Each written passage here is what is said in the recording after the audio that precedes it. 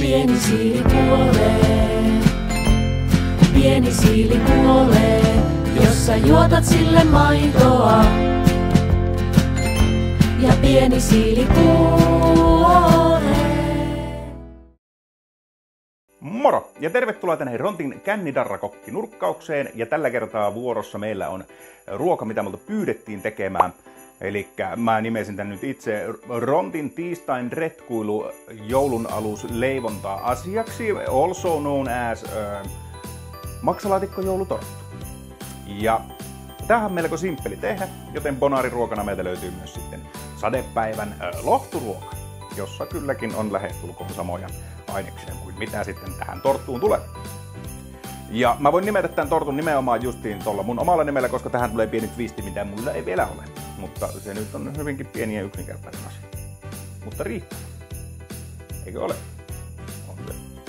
Joo, ja mä en oikeastaan pidä makeesta, jotenka tosi harvoin mun tulee leivottua, jotenka sen takia mä lähden näin helpolla jutulla, koska mun mielestä muutenkin leivonta on ihan vitun perseestä.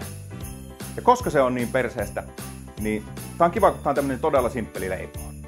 Raaka-aineet on yksinkertaista. Rusinaton maksalaatikko, pari kananmunaa, näitä torttulevyjuttuasioita, puolukkahillo, nakkeja. Ja luonnollisesti sitten pieni tällainen ruokajuoma kautta ruoan valmistusjuoma.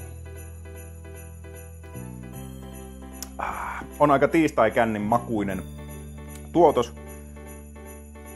Ja hintalaatuisuuden ei tässä varsinaisesti täsmää, koska melkein samaan hintaan 2,40 € kalliimmalla saa karhun laatikon, joka sitten jo oikeasti maistuu. Joten en oikein ymmärrä kyseistä konseptia. Mutta ei muuta sitten kuin leipomaan. Aletaan leipoa. Katsotaan miten homma sulaa. No niin, sit päästäänkin leipomaan. Mä joudun ottaa tossa yhden harjoittelutortun, koska ihan oikeesti mä oon helvetin huono tässä. Mutta nyt nää on sulanut noin vartin. Ehkä pikkasen reilu. Kannattaa ottaa vaan ajoissa sulaamaan. Sitten ei muuta kuin tehdä tuonne piilot. Joka kulmaa.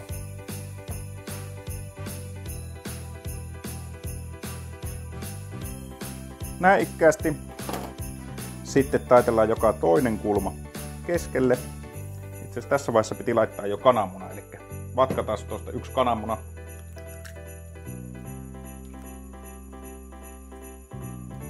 Ja sitten sekoitetaan.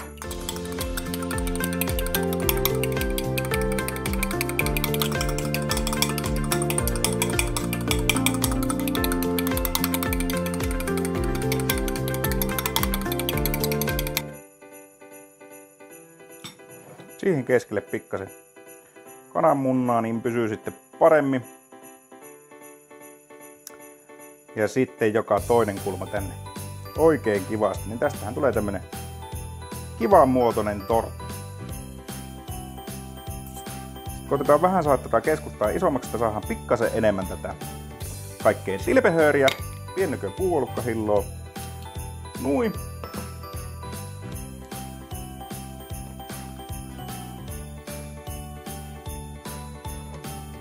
Ja sitten tuolta maksalaatikkoa tommonen sopivan kokoinen köntsä. Ai että kun näyttää hyvältä. Ai että. Ja kattokaa. Siinä se on. Siinä se on. Ihanan näköinen.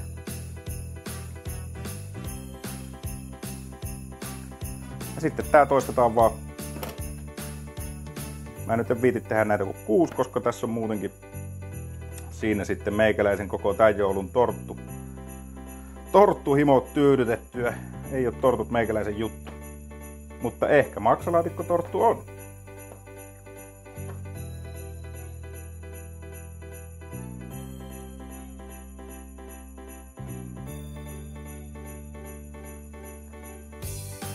Ja ai että. Ja siinähän meillä on sitten oikein nätit tortut siinä saatu väännettyä. Tosiaan, jotta saadaan näitä kutsua sitten Rontin tuotteiksi, niin ei muuta kuin laitetaan tämmöiset pienet nakin kappaleet tänne vielä päälle.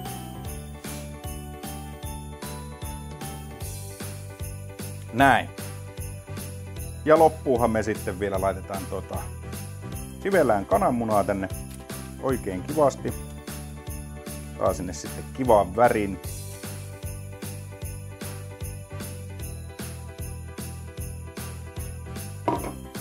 Näin, nyt ne ei ole enää niin kauniita. Mutta ei mitään. Huitastaan noin sitten uuniin 225 astetta ja about vartti, tai kunnes ne näyttää tältä. Ai juman kekka. No niin, ja nyt annetaan näitten vähän aikaa jäähtyä, että päästään sitten laittaa se viimeinen silaus, eli pikkasen vielä hilloa päälle ja avot syömään. Näiden jäähtyessä niin siirretään tonne syrjään ja aletaan väsäilemään meidän sadepäivä lohturuokaa. Eli tää on nopea, helppo, eli ei mitään muuta kuin tosta pannu kuumaksi ja pilkotaan sopiva määrä nakkeja valmiiksi. Laitetaan 5 nakkeja. Niistä tällaisia mukavia nabuloita.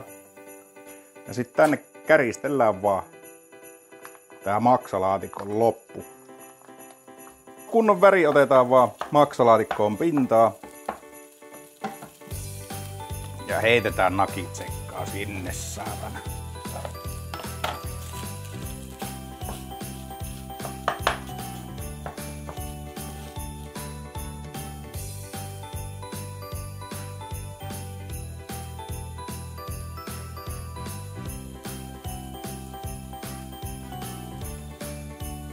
Siinä alkaa olekin nakeissa ja maksalaatikossa kunnon paistopinnat, eli tän nyt pitäisi alkaa olla sit ready. Ja ei muuta kuin laitellaan lautaselle ja aletaan maistelemaan.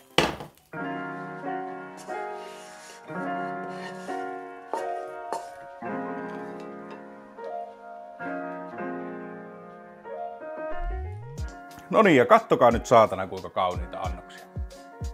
Toivotaan nyt, että tää toimii. Kuulemma ketsupin kanssa pitää syödä, mutta eka maistetaan ilma.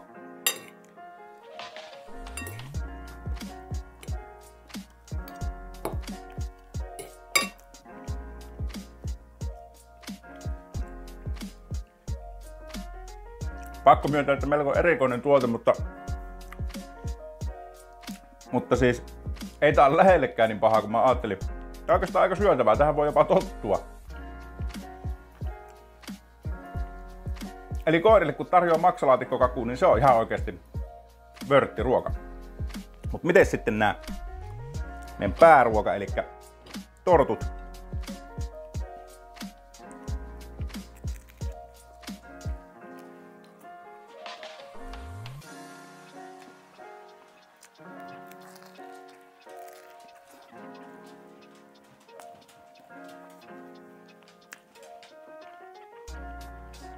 Kyllä muuten toimii. On muuten vitusti parempaa kuin mikä tahansa luumuhillolla tai muulla tehty.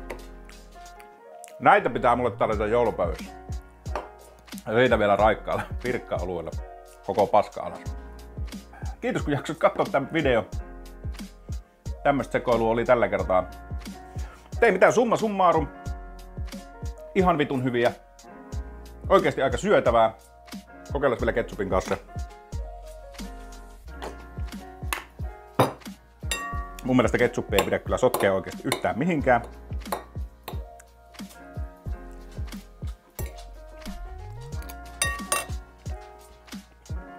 Kyllähän tää toimii. Ehdottomasti helppo 3/5. Ehkä pienellä makuunystyröiden totuttelulla 4/5. Tortut 5/5. Mutta edelleen on sitä mieltä, että leipominen on ihan vitun perseestä!